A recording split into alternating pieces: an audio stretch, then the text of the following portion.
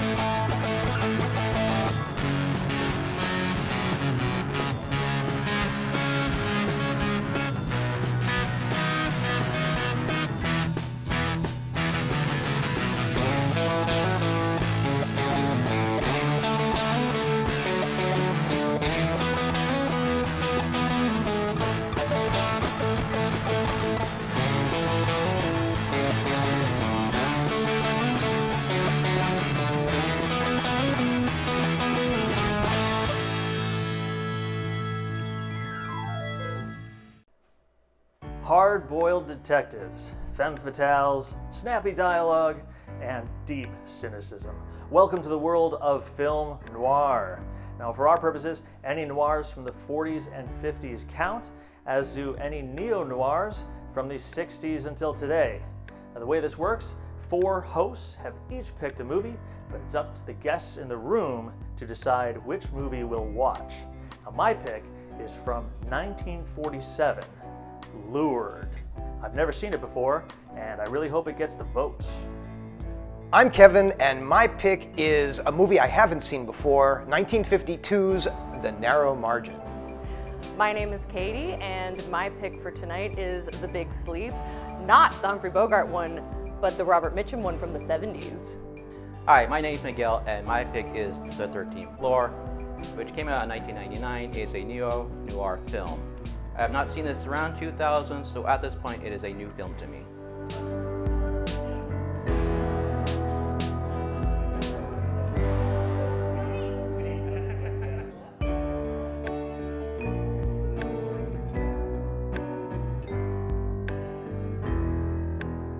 Okay, I'm really excited about my pick tonight. It's 1952's The Narrow Margin, directed by Richard Fleischer.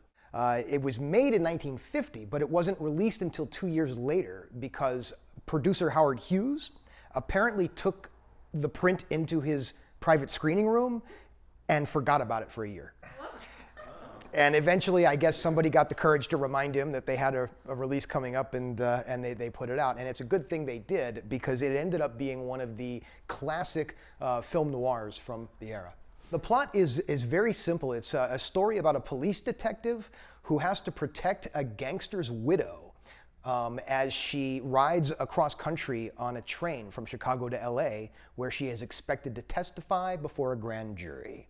And of course, there is a team of assassins aboard the train, but they don't know what she looks like.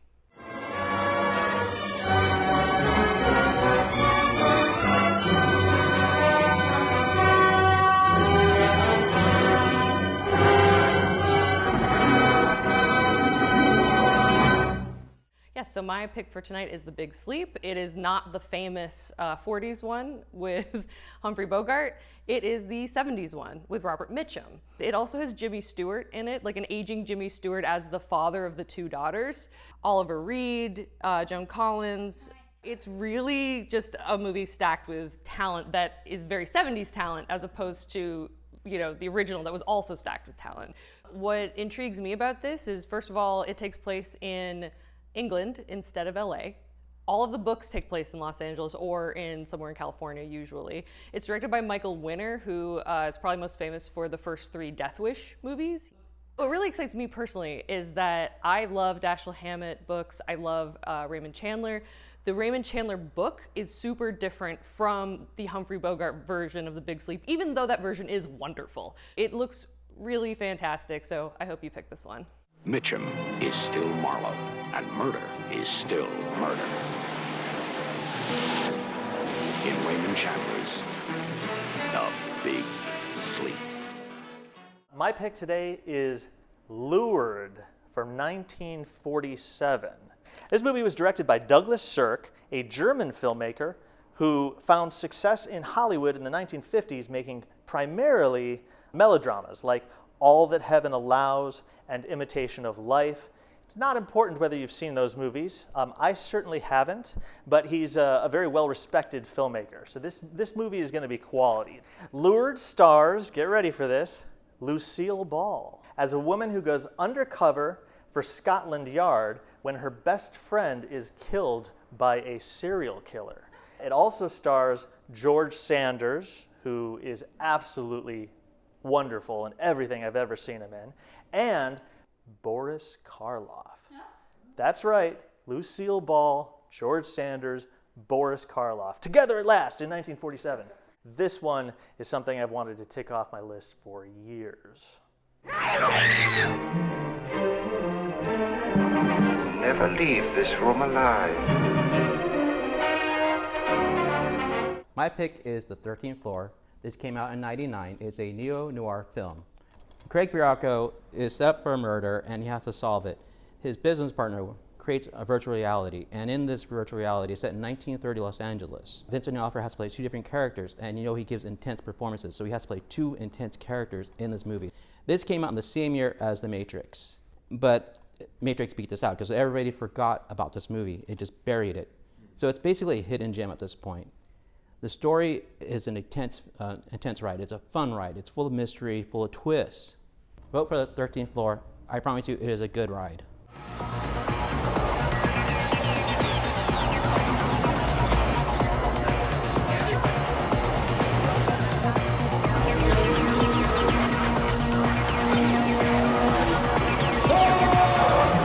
The 13th Floor.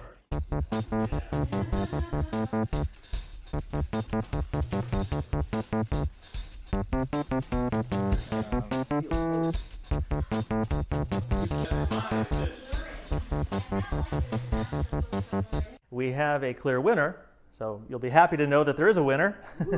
It was very close, but we have a clear loser in The 13th Floor who only got 1 point. Tied for second, The Big Sleep, with 7 points. The winner was Lured with 9 points. Narrow Margin and The Big Sleep each had 7, and The 13th Floor, 1 point. Let's watch Lured!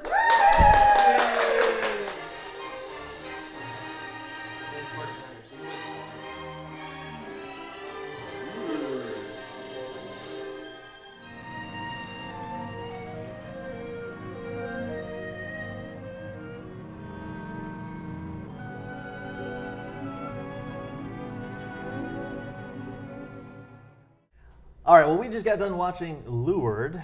This is a 1947 murder mystery where Lucille Ball goes undercover for Scotland Yard to catch a mysterious lady killer. It stars George Sanders as a sort of love interest, a sophisticate who aggressively pursues her and may or may not be the killer. George Zucco, who's sort of the comic relief and plays wonderfully with Lucille Ball. He's one of the cops in Scotland Yard. He's kind of her protector, but from like a distance, so that she can still be undercover without being suspected of colluding with the cops. But you want to learn to take care of your garden, Miss Carpenter. Here's your toy. Thanks. That's all right.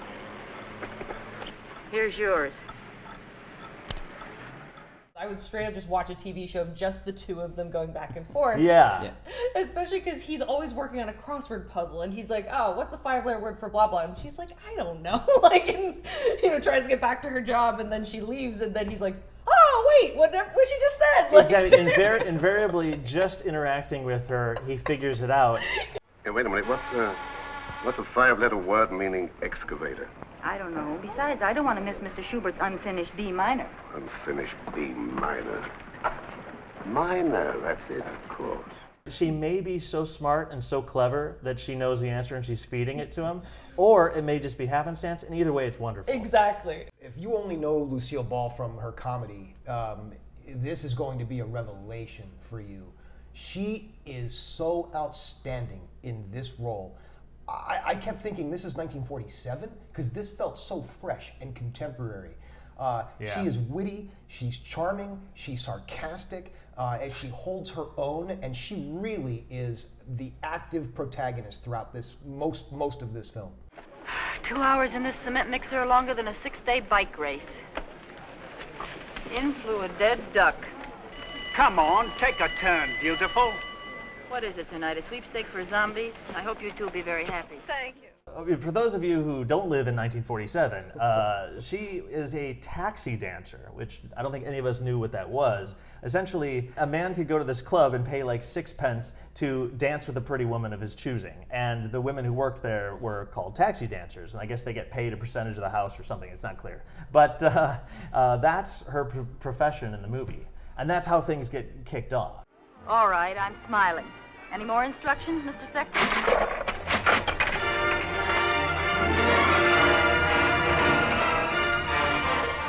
Her best friend goes missing, becomes a victim of this killer poet. She finds out, and she goes to Scotland Yard, and they very quickly realize just how clever and intelligent she is. Close your eyes. Now it comes. How large is this office? Oh, about 12 by 16. Where's the coat rack? Between the door and the window. You have a signet ring on your left little finger, a watch chain with a gold pendant, and you try to be hard-boiled, but you're really a softy. Very enlightening. Our policewomen are very clever, but the unknown person we seek only goes after young, beautiful girls. Thank you. Then I'm to be the bait. In our trap. The criminal will follow you in and we'll snap it shut. But how? You'll answer every ad in the personal column for young girls wanted unattached. We'll write your replies, but you keep the appointments. Miss Carpenter, there'll be danger. Great danger. He's not just writing letters and luring women through the personals. He's then sending poetry to the police department, to the Scotland Yard. And it's through those poems that the cops are on his trail and trying to catch him. Yeah, it's like sad boy narcissist shit. We can go on racking our brains till doomsday. And young innocent girls will keep on disappearing, as will this one, whose fate has been sealed by this poem. No, it's not our brains we should rack. It's the brain that wrote this, a beauty that only death can enhance. For tonight, my friends, is her final dance. Alan Napier is in this film, who, if you're a fan of the old Adam West Batman, he played Alfred. Yeah. And as Alfred, he often would read clues for Batman, and in this, his entire role is reading clues for Scotland Yard. I thought that was actually an interesting connection, because that whole time I thought, God, this guy's just like the Riddler. Yeah. Another poem. The 8th. Elephants circle her smooth white arm. Good luck tokens to guard her from harm.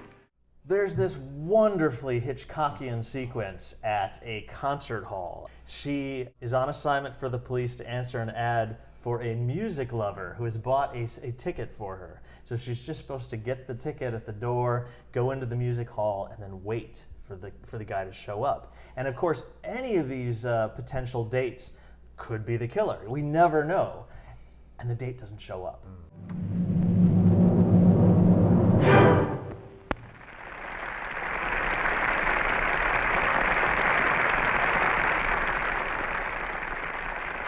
Bravo!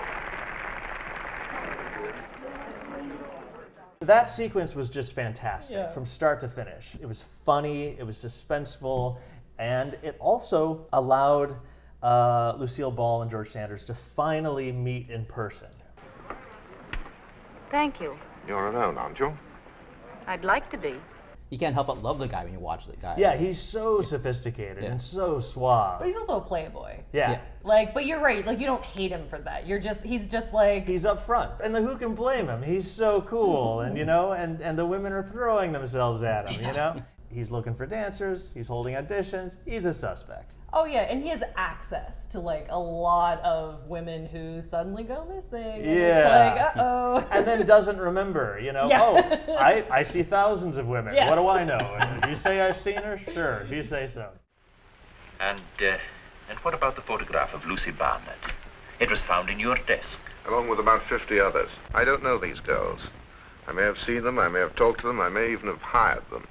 Very quickly we realized that Boris Karloff's character is not all there. What a role, though. Yeah. Wonderful in the movie. Yeah, he's terrific. You have no family. Family? No. Tonight, you can earn £1. That's fine. Why do you accept so quickly? You know nothing about me as yet. There's this amazing scene where she's running away from Boris Karloff just for her life because she realizes that he's a maniac. And she hops in this car and she's trying to get the driver to get her away, and then... What do you want? Let me out of here! Let me out! Help me! Just like a cop, not to even tell her, oh yeah, we've got a man, that creepy guy spying on you through the window. Yeah, he's actually on your side. Yes. Yeah. Exactly.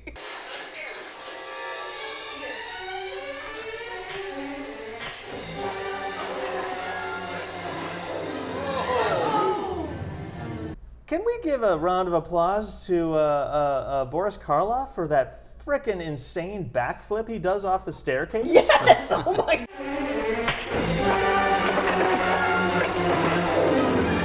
God! That was some physical acting right there. He did a real stunt. For real. I mean, I'm sure he landed on, a giant mattress or a big pile of boxes or something. But he's a big guy. But he's no spring chicken either. How old was he when he did this thing, Turn around. Very nice. I think you'll make a satisfactory parlor maid. Sandra, Lucille Ball's character, takes a job as a maid, and she figures out there's something going on with the head butler, and she uses her wit and her charm and even her sex appeal to get extra information on the guy without him even knowing it. Yeah. And in fact, Miguel, she is so smart and so clever. It is so refreshing to see a character like that in a 1947 film. She really drives almost 2/3 of the film. Unfortunately, when the movie moves into its climax, Lucille Ball disappears, and the Scotland Yard detectives take over. And it's a lot of men talking and solving problems. Stick with it, because Lucy does return. Yes. Hell yeah. And it is worth it. Note the bruises, thumb marks on throat, and the distinct discoloration. The body's been in the water at least 2 weeks, if not more. There were stones in the burlap wrapping to weigh it down. Thank you, gentlemen. That must be the Missing Persons Bureau. I mean, even though when the men take over and it's a bit slow, I do like the fact that it's an old movie and the police have to do real investigation and real work to try to get information rather than police movies now. It's we throw you on a lie detector and that's about it. It's a movie about a serial killer, and of course we didn't even have that term back then, but the psychopathy was so recognizable that I think it's got a modern appeal. I think it's going to appeal to a contemporary audience. Yeah, absolutely, because unfortunately the kind of men that it's portraying of who would prey on women and kill them in a serial fashion are the same as they've always been. The same as they are now, same as they were in the 70s. Yeah, same as they were in Jack the Ripper's time. Yeah, exactly. The small broken curve is found in all the letters E. There can be no doubt that this poem was typed on the identical machine used for the previous verses, classified under file Q140X. I really enjoyed some of the procedural investigation techniques they showed. It definitely drags a bit, though, once they start just getting into the weeds in the end. I really didn't know where it was going. Yes. I mean, they'd fed us a lot of red herrings, and I could see the movie taking an easy out or taking a more complex out that's ridiculous, and it gave a satisfying ending that managed to tell a satisfying story there without getting ridiculous or without taking an easy out. So even though it gets lost a bit there in the third act, it still delivered for me. Lucille Ball and her early career is much like these characters. They're fun, they're witty. She had a 5-minute bit in Stage Door, but she's so memorable, and just for those 5 minutes, and I wish she was in that movie for longer. But you should look up her early career. I think for people, like me, who really kind of only know her from the TV show that we all grew up watching, I haven't seen any. I mean, sign me up, because if there's more movies like this to discover from her and more big acting roles and things, I'm in. Well, you know, she's really intelligent because everybody credits her for, you know, rescuing Star Trek. Yes. And other things, like, you know, she was ahead of her time. And she had, you know, Desi Glue, she was her own production company, so she was ahead of her time most of the time. Absolutely. So. There's not a lot of on-screen violence in this movie, but the violence that's there is so dark and so sort of distasteful, and they handle it by not showing it and just talking about it. But even that's kind of creepy. It's got a Silence of the Lambs kind of creepiness. The imaginings of a man with grotesque ideas of romance. A man who finds his pleasure in destroying beauty rather than in making love to it. Interesting. To this man's way of thinking, death is more beautiful than life. And there's more than just the crime that we're investigating. There are all kinds of crimes against women that this movie sort of touches on, which I also really respected and thought was ahead of its time. Some of them are placed as hostesses in nightclubs if they're attractive enough. Others go into the best families as domestic servants. They're told what to do and they do it. If they rebel or talk, they disappear permanently. All of the poster art, all the artwork that you see for this movie is always showing Lucy in her trench coat, I think with a gun out. I like that sort of taking the very male image of the hard-boiled detective or the anti-hero and filling it with a woman. Yes. And it is impressive that this is 1947. I admit I haven't seen a single Douglas Sirk movie. But based on the strength of this, I look forward to diving in. I'm sure he dabbled in other genres. He's certainly most known for the melodramas, but I like melodrama. I'll watch it. I mean, he made a good movie. I'll watch more. Robert, he's got a knife.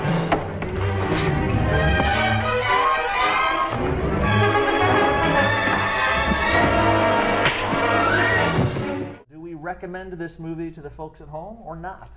I would 100% recommend this movie. I think it's fantastic. It beats most of the stuff you'll find in theaters today. Yeah, absolutely great movie. It has some problems. It gets bogged down towards the end, and then it delivers. So check it out. Stick with it. You'll love it.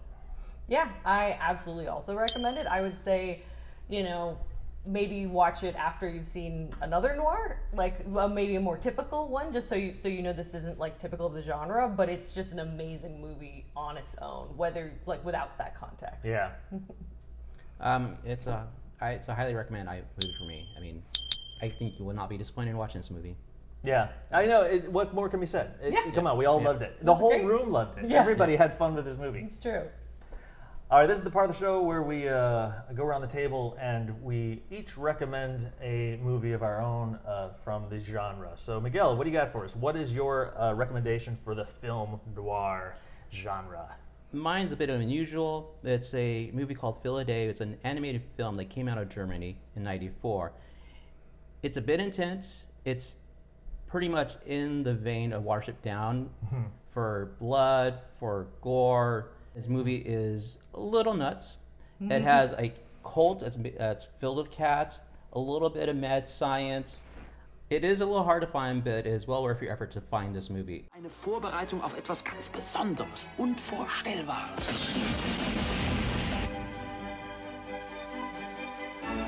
Feliday als Buch ein Sensationserfolg. But yeah, so it's The Locket, made in 1946, directed by John Brom. It stars Lauren Day, and it opens where she's just like the beautiful blushing bride, who's just like the perfect woman. And then a man knocks on the door, takes the groom-to-be aside, and is like, she's not who you think she is. And the whole movie is, it starts with him explaining, and it goes into a flashback, and then it goes into that person explaining and their flashback, and it's flashback within a flashback within a flashback, all the way into her as a younger woman flashing back to a childhood trauma that is like the domino that sets everything off, and then it zooms back out into the present. It's so cool. I've never seen anything that does that before, and it's really successful. It's like a really good storytelling technique. Definitely check it out. Why won't you believe me? I want to believe you.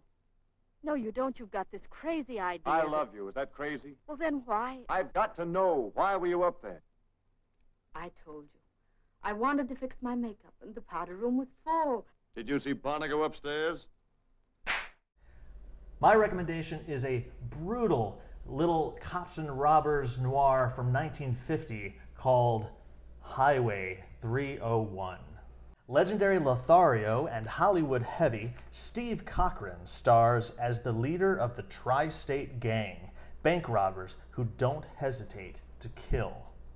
It's written and directed by Andrew L. Stone and very much plays like a precursor to Michael Mann's Heat or Michael Mann's LA Takedown, if you're familiar with his proto-Heat. There's a bank robbery, an armored truck robbery, a revenge murder, a hospital hit, etc., etc., etc. The climax takes place on train tracks this time instead of near the runway, but it's very similar to Heat. It's brimming with suspense, fast-talking crooks, duplicitous dames, and dogged cops, and most importantly, explosive violence. Mean, lean, and largely underseen, Highway 301 is a gem just waiting to be discovered. Definitely check it out.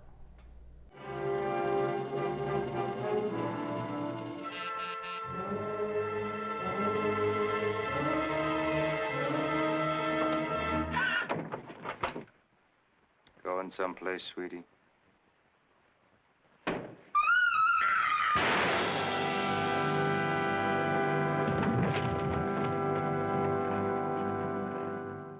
My recommendation is a NEO noir from 1973, directed by Herbert Ross, called The Last of Sheila. The story's about a narcissistic Hollywood director who invites 6 of his Hollywood friends aboard his yacht for a week of elaborate games. Of course, the games are just a front for the director to uncover which of his guests was responsible for the hit-and-run killing of his wife years ago. This movie was written, improbably enough, by Stephen Sondheim and Anthony Perkins. Yes, Norman Bates and Stephen Sondheim wrote a screenplay together. And the reason they wrote this script is because the two of them used to host these really elaborate murder mystery parties. They would invite all their friends over, and the nights of games were so incredible that everybody recommended that they come up with a script, which is exactly what they did.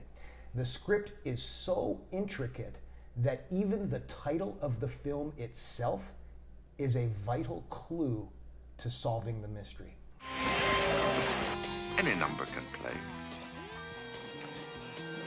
All right, now squeeze in closer. Any number can die. Squeeze in closer, you'll be out of the picture.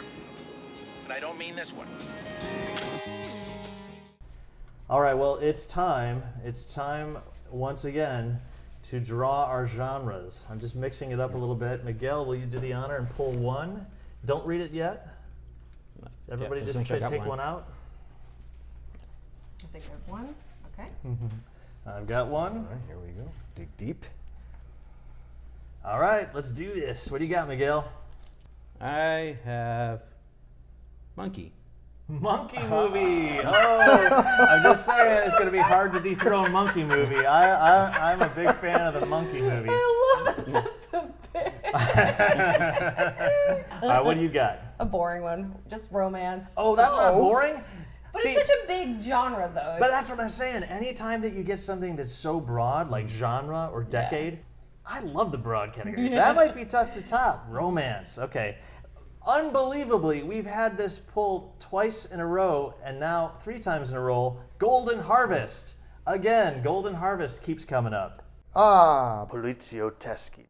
For those who don't know, these are Italian crime movies. Let's gather them together and let me decide. All right, here you go. This is a really tough decision. I gotta go with Polizioteschi. It'll be interesting to see. I don't know if we have any Italian crime fans in this group, and so I don't know if we have any front runners of people who definitely know the genre who want to tackle it, which means there's a good chance we're all going to be discovering this stuff together, which I love. I love when we get to watch something together for the first time, so that's my pick. All right, well, that's our episode for tonight. Join us next week as we tackle Polizioteschi. Italian crime movies, a genre we know very little about. Should be fun. And, subscribe for new episodes every Friday right up through the end of the year. You can find us on Instagram at the LA Frankenstein channel. Join us next week. Thanks for watching. We'll see you next time.